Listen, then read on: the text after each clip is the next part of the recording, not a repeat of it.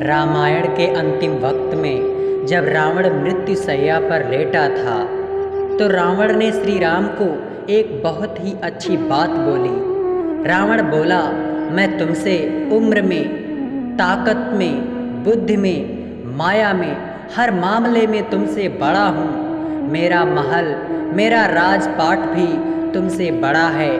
मेरे पास सोने की लंका है। मेरे राज्य में धन दौलत भी कोई कमी नहीं। लेकिन इतना सब कुछ होने के बाद भी इस लड़ाई में आज मैं तुमसे हार गया। जानते हो क्यों? क्योंकि तुम्हारे साथ तुम्हारा भाई लक्ष्मण था और मेरा भाई विभीषण मेरे खिलाफ था। मेरा भाई ही मेरी कमजोरी जानता था और उसी की वजह से तुम जीत पाए हो। दोस्तों, इसीलिए तो किसी ने क्या खूब लिखा है कि किसी भी पेड़ के कटने का हिस्सा ना होता अगर कुल्हाड़ी के पीछे लकड़ी का हिस्सा ना होता। कई बार जिंदगी में ऐसा भी मोड़ आ जाता है कि हमें अपने ही धोखा दे देते हैं और उस वक्त खुद को संभाल पाना बहुत मुश्किल हो जाता है। इसलिए ज़िंदगी में हमें इस बात की परख बहुत अच्छे से कर लेनी चाहिए कि हमारा अपना कौन सच में हमारे साथ है और कौन हमारे खिलाफ है।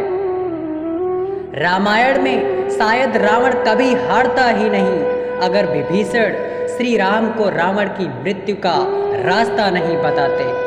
हमें भी जिंदगी अपनी सीक्रेट बातें हर किसी को नहीं बतानी चाहिए, खासकर वो बातें जिनसे हमारा ही नुकसान हो जाए।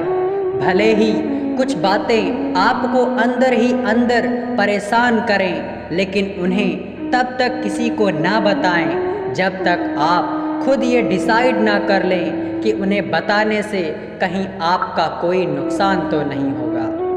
कभी कभी अपनों को बताई हुई कोई गुप्त बात भी हमारे लिए मुसीबत का फंदा बन जाती है। इसलिए अपनी ज़िंदगी के फैसले सोच समझ कर लें और अपनी बातों को सोच समझ कर ही दूसरों को बताएं। कलयुग के इस दौर में किसी पर भरोसा करना बहुत आसान नहीं है। कौन कब दगाबाजी कर जाए कोई नहीं जानता, फिर चाहे वो अपना सगा ही क्यों ना हो। महाभारत में कौरवों की तरफ से भीष्म पितामह सबसे श्रेष्ठ और ज्ञानी थे, लेकिन भीष्म पितामह के जीवन का एक ही पाप था। भीष्म पितामह ने सही समय पर क्रोध नहीं किया। द्रौपदी चीरहरण के समय भीष्म पितामह अपनी आँखों के सामने ही हो रहे अन्याय और दुर्योधन के पाप कर्म को देखने के बाद भी चुप रहे। वह दूसरी तरफ रामायण में जटायु थे, जिन्होंने सीता हरण के समय रावण पर क्रोध किया। रावण की अपेक्षा कम बलशाली होने के बावजूद देवी सीता को बचाने के लिए रावण से लड़ाई करी। समय आने पर मृत्यु दोनों को हुई, किंतु मरते वक्त भीष्म पितामह को बाणों की सैया मिली और जटायु को प्रभु श्री राम की गोद। क्रोध हमेशा गलत नहीं होता, बशर्ते वो सही जगह और सही चीज़ों के आगे किया जाए। जैसे कई बार लाड प्यार के चक्कर में बच्चों की गलती होने पर भी माँ बाप उन्हें डांटते नहीं, और फिर जब उनका बच्चा हद से ज़्यादा बिगड़ जाता है तो उन्हें इस बात का पछतावा होने लगता है। रामायण में देवी सीता की खोज के लिए जब हनुमान समुद्र के ऊपर से लंका की तरह जा रहे होते हैं, तब समुद्र के बीच में से एक पर्वत निकलता है। उस पर्वत का नाम मैनाक था और वो पर्वत पूरा सोने का बना हुआ था।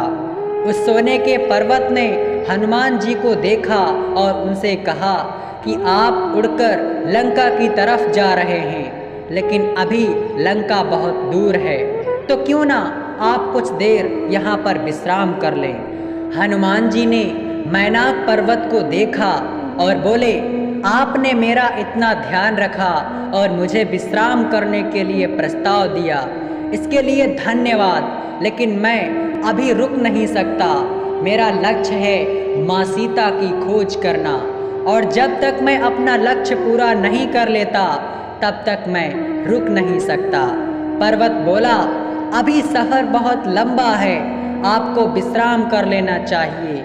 हनुमान जी बोले, अभी तुझ में बहुत उत्साह है, लेकिन अगर मैं आपकी बातों में आकर रुक गया तो मुझे आलस्य आ सकता है।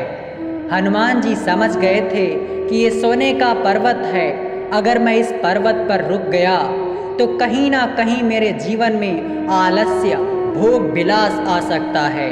हनुमान जी मैनाक को धन्यवाद कहकर आगे बढ़ गए। जब हम किसी लक्ष्य की ओर बढ़ते हैं तो हमें भी भोग विलास, सुख सुविधा के साधन मिलते हैं।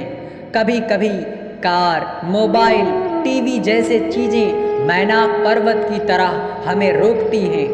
बुद्धिमानी ये होनी चाहिए कि इन्हें स्पर्श करें, यानी इनका उपयोग करें और अपने लक्ष्य की ओर बढ़ जाएं। कुछ लोग इन चीज़ों में ही बंधे रह जाते हैं और अपनी मंजिल से भटक जाते हैं। अपने लक्ष्य तक पहुंचने के लिए हमें उन चीज़ों से दूर दूर ही रहना चाहिए जो हमें हमारे लक्ष्य से भटका सकते हैं। हमेशा अपने लक्ष्य को सबसे ऊपर रखें और जब तक उसे पा ना लें तब तक रुके नहीं। जो व्यक्ति अपने लक्ष्य को पाने से पहले ही खुद को आराम दे दे वो अक्सर असफल हो जाता है।